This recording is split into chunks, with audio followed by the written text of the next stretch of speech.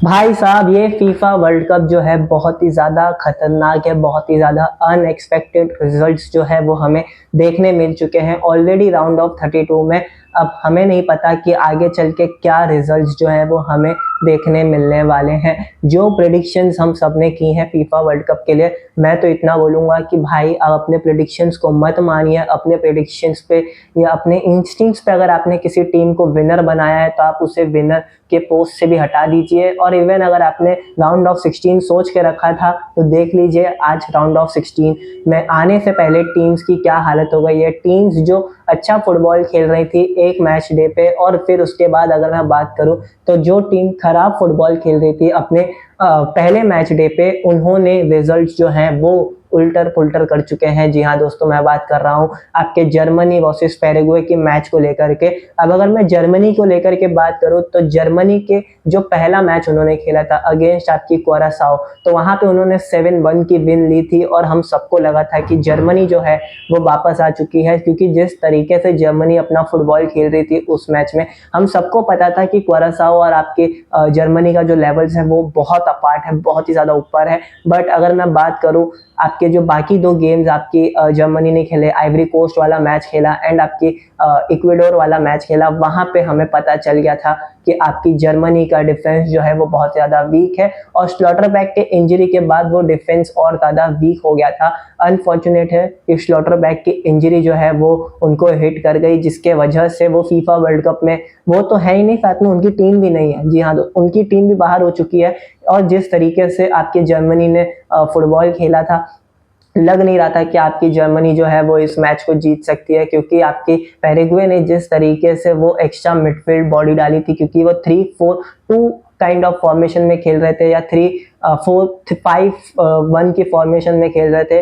ये उनके फॉर्मेशंस थे। और जब मैंने देखा कि वो एक एक्स्ट्रा मैन मिडफील्ड में ला रहे हैं तो मुझे समझ आ गया था कि वो एक मिडफील्ड में जो बैटल है वो जीतने वाले हैं। क्योंकि आप देखिए गेम स्टार्ट होने से पहले जो लाइनअप आपके नागल्समैन ने सेट करी थी, उन्होंने डेनिस उंडाफ को एज अटैकिंग मिडफील्डर खिला दिया था। ऑल्दो वो पेपर पे खाली दिख रहा होगा आपको, लेकिन वह स्ट्राइकर ही खेला उन्होंने। लेकिन उसके बाद भी अगर मैं बात करूं पेनल्टी में जब ये गेम गया, मूसियाला आपके बाहर थे, उनको लेटली लाया गया। साने को पता नहीं पूरा मैच क्यों खिलाया गया। फ्लोरियन वर्ट्स असिस्ट दिया उन्होंने, जिसकी वजह से काय हैवर्ट्स का गोल भी आया।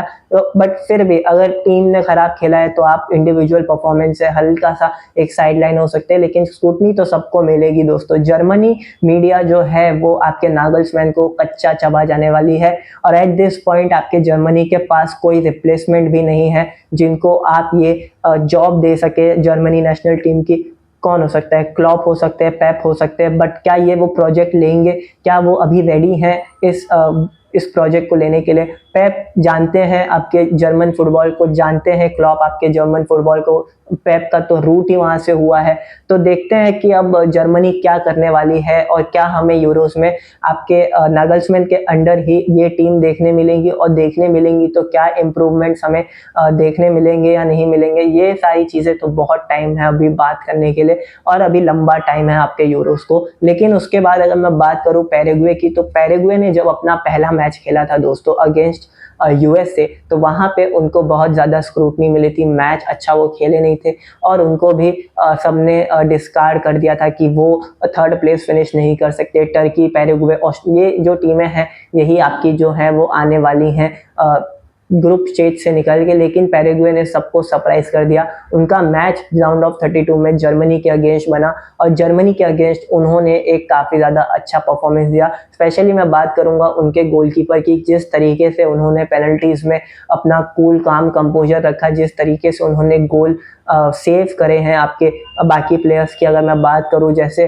काय हैवर्ट्स ने पेनल्टी मिस करी, अगर मैं बात करूं उसके बाद अगर मैं बात करूं तो आपके जोनाथन टाहा ने पता नहीं बॉल कहाँ ही मार दी, स्काई कर दी, ट्रिब्यूट दे दिया आपके गैब्रियल मागालेस को। लेकिन ये गेम काफ़ी ज़्यादा अच्छा खेला आपके पैराग्वे ने, क्योंकि जैसा मैंने प्रीव्यू में भी कहा था कि जितना गेम ये डीप जाएगा उतना ही ज़्यादा आपकी पैराग्वे जो है वो इस मैच को जीतेगी। और अगर जर्मनी को जीतना होता तो वो 120 मिनट के अंदर वो जीत जाते, बट उन्होंने बिल्कुल भी ट्राई नहीं किया, गेम बनाई नहीं मिडफील्ड में।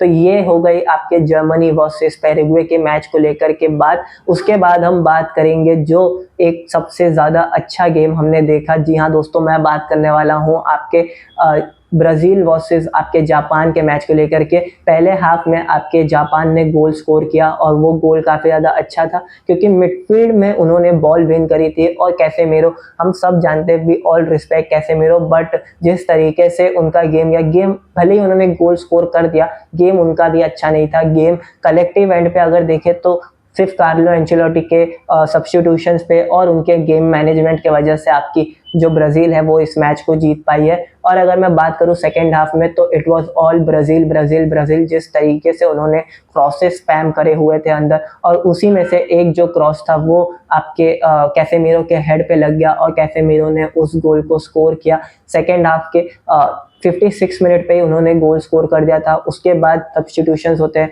मथाइस कुनिया जाते हैं, गैब्रियल मार्टिनेली आते हैं, एंड्रिक आते हैं, तो कुछ प्लेयर्स जो हैं वो आते हैं, लुकास पकेटा जाते हैं, तो वो एक मिडफील्डर भी ला देते हैं, फेबिन्यो आते हैं कैसेमीरो के जगह पे। ये कुछ सब्स्टिट्यूशंस थे जो आपके कार्लो एंचेलोटी ने करे, और काफ़ी ज़्यादा बखूबी तरीके से उन्होंने इस मैनेजमेंट को संभाला, कैसेमीरो को मैनेज किया। नेमार फिट थे, नहीं खेले, कोई बात नहीं, बट गेम उनका निकल गया। गेम अगर डीप जाता, एक्स्ट्रा टाइम में जाता, तो नेमार ज़रूर आते। हमने प्रेस कॉन में सुन ही लिया जो भी आपके कार्लो एंचेलोटी और नेमार जूनियर ने कहा। देखते हैं अब आगे आने वाले मैचेस में जो अपोनेंट उनको मिलेगा उसके अकॉर्डिंग वो अपना प्लान बनाएंगे। लेकिन आपकी ब्राज़ील जो थी वो डिज़र्व करती थी जाना, क्योंकि जापान ने सेकेंड हाफ में कुछ खास फुटबॉल खेला नहीं है दोस्तों, अगर मैं बात करूं, क्योंकि पूरा ज़्यादा सिट बैक करके खेल रहे थे। और काउंटर्स पे ही अगर आपको खेलना था तो आपका प्लान वैसा होना चाहिए था। गोल स्कोर करने के बाद आप गेम का टेम्पो सेट कर सकते थे, रन कर सकते थे, बट बिल्कुल भी वैसा कुछ नहीं किया आपके जापान ने,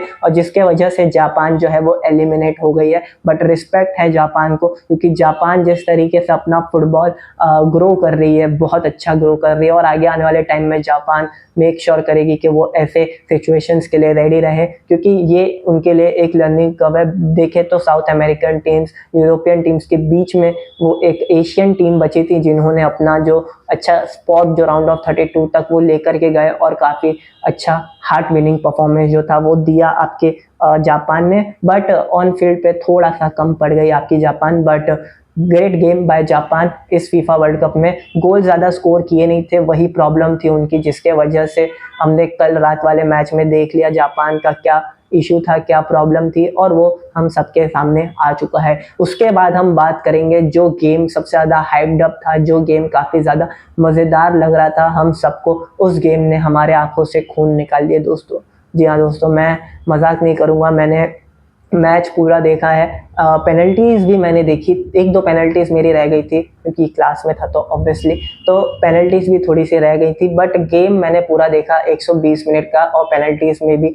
बट सबसे बड़ा सवाल अगर मुझे किसी से पूछना होगा तो मैं पूछूंगा आपके रोनाल्ड कोमान से, क्योंकि अगर आपके पास वर्जिल वैन डाइक है, आपके पास मेम्फिस डिपाय है, आपके पास मालन है, आपके पास गैक्पो थे। गैक्पो के लिए रिस्पेक्ट है, क्योंकि गैक्पो जिस सिचुएशन से वो आ रहे थे, और हमने किसी ने भी एक्सपेक्ट नहीं किया था कि, मतलब ऑब्वियसली गैक्पो फादर बनने वाले थे बट नहीं बन पाए। Condolence to his and his family, और बहुत सैड न्यूज़ है कि उनकी जो बेबी बॉर्न होने वाली थी वो नहीं हुई, and rest in peace and condolence obviously. But respect जिस तरीके से आपके कोडी गैक्पो ने गेम खेला, समरवेल ने गेम खेला, एंड मैं बात करूँगा जो गोल सिचुएशन भी बना उसका बहुत कम चांस था कि वो गोल जाता, बट गैक्पो ने वो गोल स्कोर किया, एंड उसके बाद पूरा स्टेडियम जिस तरीके से चेयर अप किया है आपके कोडी गैक्पो को, वो एक बहुत बड़ा रिस्पेक्ट दिखाता है कि क्यों फुटबॉल एक ग्लोबल स्पोर्ट है और रिस्पेक्टफुल स्पोर्ट है ऑब्वियसली। लेकिन जब सेकेंड हाफ शुरू होता है